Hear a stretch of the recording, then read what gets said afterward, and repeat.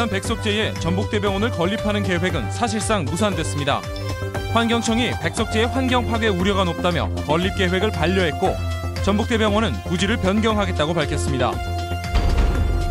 새만금을 둘러싼 인접 자치단체 간 갈등이 수그러들지 않고 있습니다. 방주제 관할 결정에 반대와 환영으로 나뉘어 볼성사나운 대립 국면입니다. 전북군 국제공항 추진을 위한 기획보도. 오늘은 일본의 지방공항인 도토리현 공항을 통해 지역 균형 발전을 위한 공항 건설의 필요성을 제기합니다. 여러분 안녕하십니까? 전북권 뉴스입니다. 오늘 첫 소식은 군산 백석제 관련 뉴스를 집중 보도합니다. 군산 백석제 전북대병원 건립이 사실상 무산됐습니다. 예정 부지에 대한 환경 영향 평가가 전격 반려된 겁니다. 개발 만능주의 행정에 경중을 울린 결정인데 군산시는 그런데도 밀어붙이겠다는 태도입니다. 먼저 강동엽 기자가 보도합니다. 새만금지방환경청은 전북대병원이 제출한 군산 백석제에 대한 환경 영향 평가를 반려했습니다. 현재의 계획으로는 백석제의 군산분원 건축을 허용하지 않겠다는 뜻입니다. 군산 백석제가 생태적 가치가 높은 1급 습지임에도 보전 대책이 부실했다는 판단입니다. 환경청은 물고사리와 양뿔사초 등 희귀종의 서식 현황과 보전 방안이 구체적으로 제시되지 않았으며 공사 과정에서 우려되는 습지 건조화에 대한 예측을 하지 않았다고 반려 이유를 밝혔습니다. 사업 주체인 전북대병원은 환경청의 입장을 수용하겠다며 부지 이전을 고려하겠다고 밝혔습니다. 본 병원은 이를 겸허하게 수용해 부지 이전을 적극적으로 검토할 계획입니다. 환경단체 역시 환경청과 전북대병원의 이 같은 입장에 대해 즉각 환영했습니다. 백석제의 가치는 이미 다 입증이 되었습니다. 좀 더 전문가들이 정밀조사를 해서 국가적인 차원에서 보존할 수 있는 방법을 찾아야 된다 이렇게 생각을 합니다.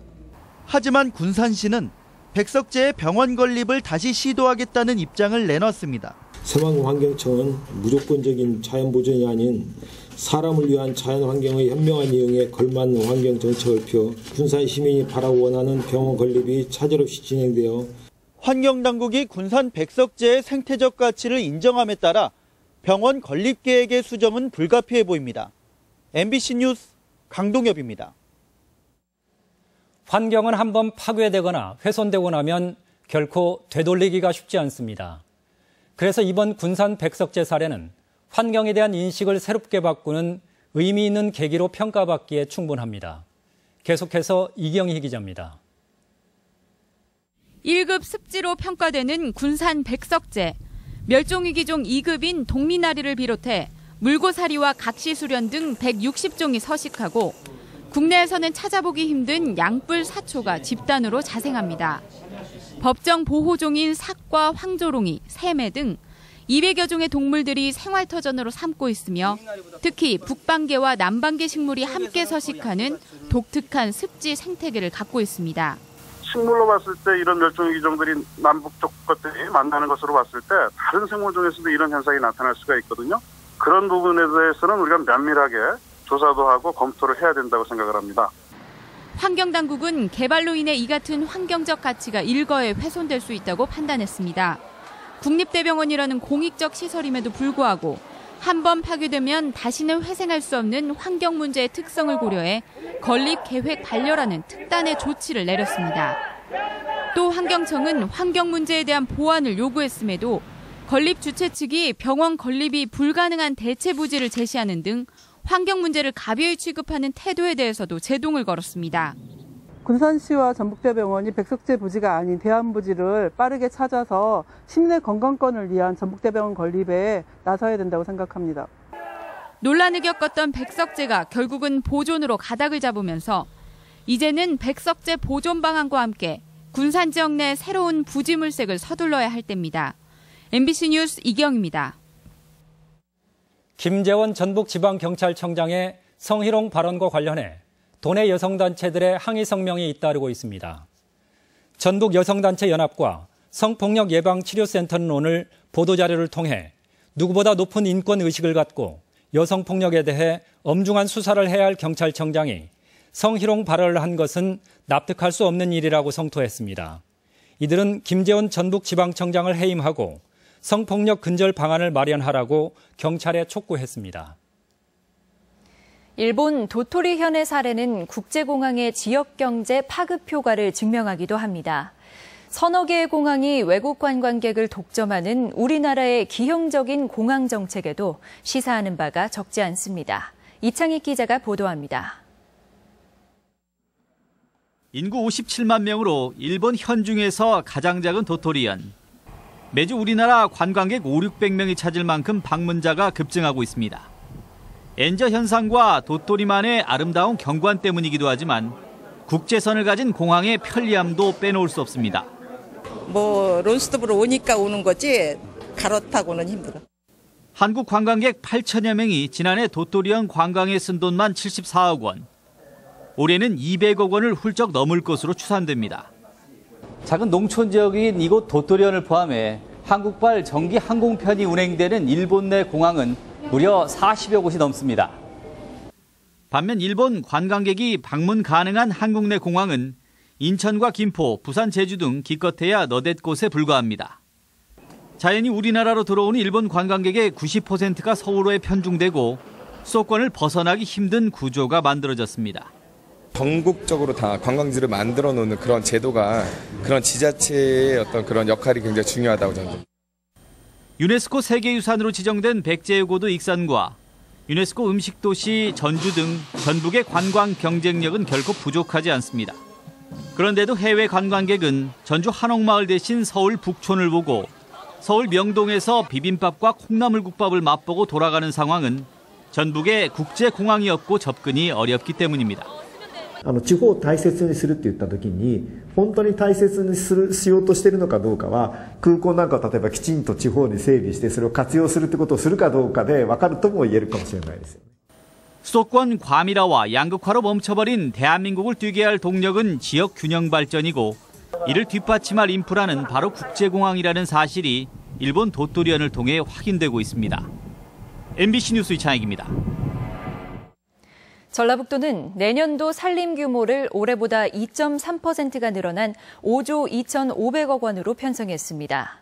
전라북도는 민선 6기 핵심 사업인 농업과 관광, 탄소를 중심으로 내년도 실행 예산을 편성했는데 분야별로는 사회복지가 전체의 39%로 가장 큰 비중을 차지했으며 교육 예산의 증가폭이 큰 반면 환경 예산은 상대적으로 줄었습니다. 전라북도는 국회 산자위에 계류 중인 탄소 융복합 소재 기술 지원 법안이 전북법이라는 인식이 강한 데다 관련 기업을 보유한 경북 지역 의원들의 반대로 국회 통과를 장담하기 어렵다고 밝혔습니다. 정부는 2020년까지 전주의 탄소 섬유 특화 단지와 산학연 거점 시설을 양성할 계획이지만 정부 지원의 근거가 될 탄소 지원법 없이는 차질이 불가피합니다.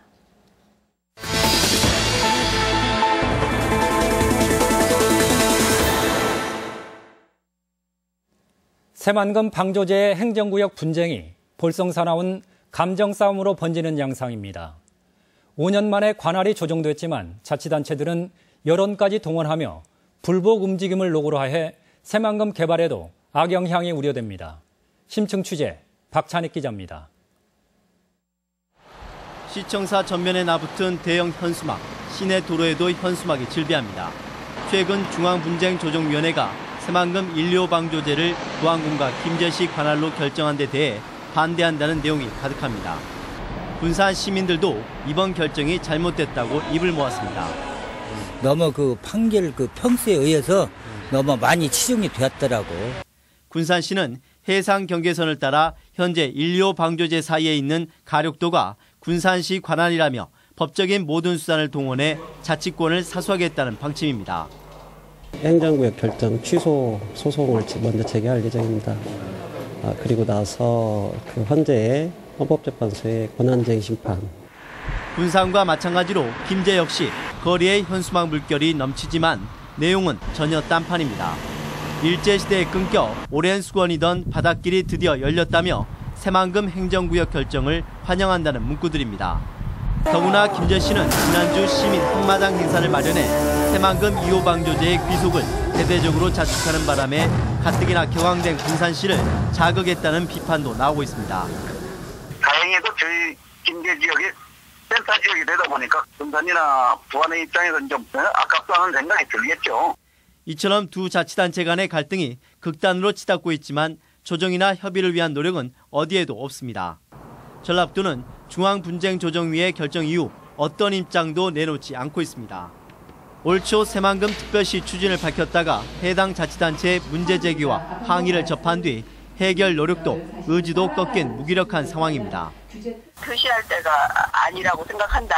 도의 입장을 밝힐 때가 있을 것이다. 이렇게 말씀하셨었어요.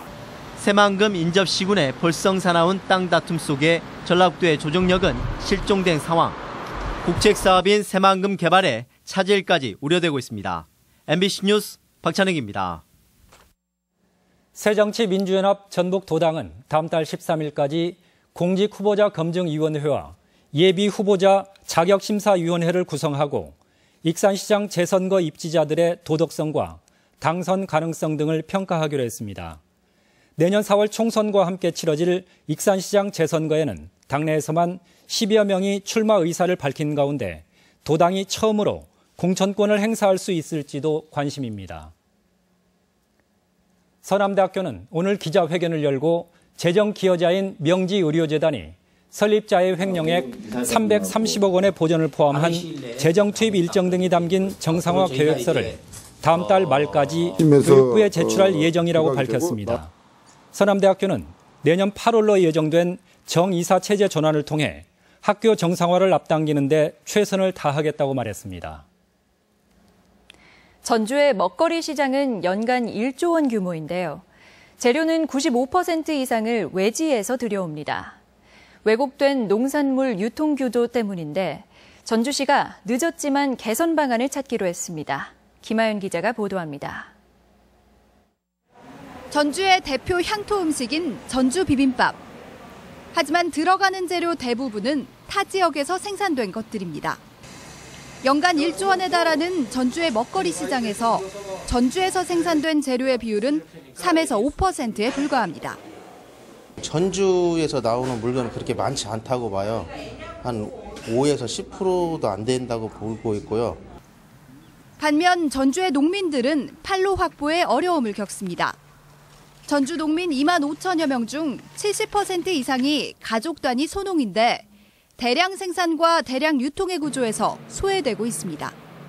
팔굿을 정인해야 하는데 앉아놓고 농사만 이제 바지 쓴 게 땅을 묶을 수는 없고 농사를 짓는데 이 판로가 잘 안 돼요.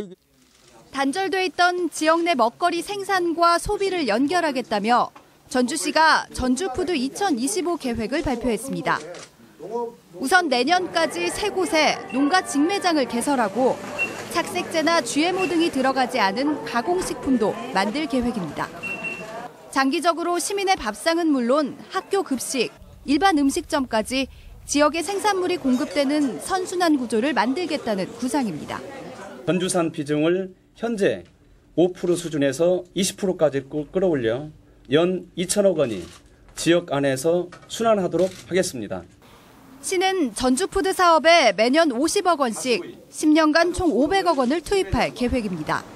하지만 농업 비중이 상대적으로 적은 전주시의 예산 확보 문제와 농산물 품목 문제 등이 해결해야 할 과제입니다. MBC 뉴스 김하연입니다. 계속해서 오늘의 간추린 소식입니다. 전북진보연대는 민중 총궐기 대회를 폭력 진압한 박근혜 정권을 규탄한다고 밝혔습니다. 이들은 69살 백남기 씨가 물대포에 맞아 쓰러진 것과 관련해 대통령의 사과와 강신명 경찰청장의 파면을 요구했습니다. 진안, 무주, 장수, 임실, 순창 등 5개 지역에서 내년 2월까지 광역수렵장이 운영됩니다. 전북권 뉴스였습니다.